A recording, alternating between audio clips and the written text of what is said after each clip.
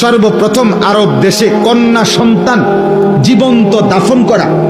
কন্যা সন্তানকে জীবন্ত দাফন করতো না, শুনছেন নিয়ে কথা? এটা কেন শুরু করছে, কেন মানে প্রথম কন্যা সন্তানকে জীবন্ত দাফন করতো কেন, শুরু হইলো কিভাবে এই ঘটনাটা? ওই তাফসিরের মধ্যে লিখছে বিআইয়ি যামবিন কুতিলাত, এই আয়াতের তাফসির আছে কাসিম ভাই। তো লিখছে যে রবিয়া আরবের একটি বিখ্যাত গোত্র ছিল রবিয়া। এই রবিয়া গোত্রের একজন সর্দারের একটা কন্যা, অপরূপ সুন্দরী মেয়ে ছিল, রূপসী সুন্দরী মেয়ে। ওই সর্দারের একমাত্র কন্যা ছিল ওই মেয়েটা। সর্দার তাকে ভীষণ ভালোবাসতো, বেশি আদর করতো ওই মেয়েটাকে। তো পার্শ্ববর্তী এক গোত্রের আরেক গোত্রের একটা ছেলে যুবক এই মেয়েটার সাথে সম্পর্ক করে, হারাম সম্পর্ক করে তারে ভাগায় নিয়ে গেছে, নিয়ে ওই গোত্রে নিচে গা নিয়ে এখন তাকে সে বিবাহ করছে, অথবা তখনকার রেওয়াজে বিবাহ যেটাই হয়েছে জাহিলি যুগের নিয়মে বিবাহ শাদী করছে। কিন্তু এই মেয়ের ভালোবাসায় এই রবিয়া গোত্রের এই সর্দার তার মেয়েটাকে ওই গোত্র থেকে উদ্ধার করার জন্য দিনের পর দিন লাগাতার বছরব্যাপী যুদ্ধ করছে। ওই ওরে আনতুবিল্লাহ।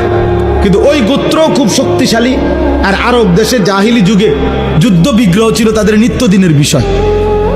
তো এই গোত্রের রবিয়া গোত্রের সর্দার তার গোত্রের বহু যুবক বহু পুরুষ নিহত হয়েছে, কিন্তু একবারও বিজয় আনতে পারে না, ওই মেয়েটাকে আনতে পারতেছিল না। কিন্তু উনি কোনোভাবে ছাড়তেছে না যে আমি আমার এই মেয়ে আনবো, ও আমার বড় আদরের সন্তান।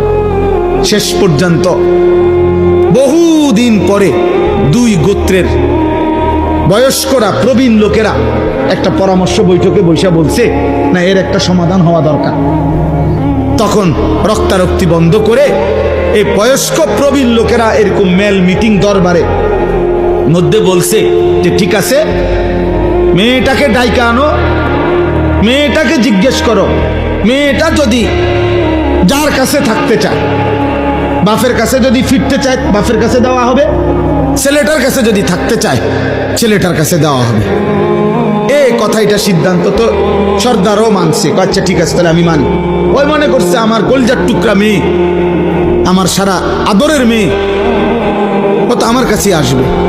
কিন্তু ঘটনা চক্রে দুর্ভাগ্য হইল, ওই ছেলেটা মেয়েটাকে যখন আইসা দরবারে ওই মিটিং মেলের জিজ্ঞাসা করছে যে তুমি এখন কার কাছে যেতে চাও, এই মেয়েটা স্পষ্ট বলছে আমি ছেলেটার কাছে থাকতে চাই।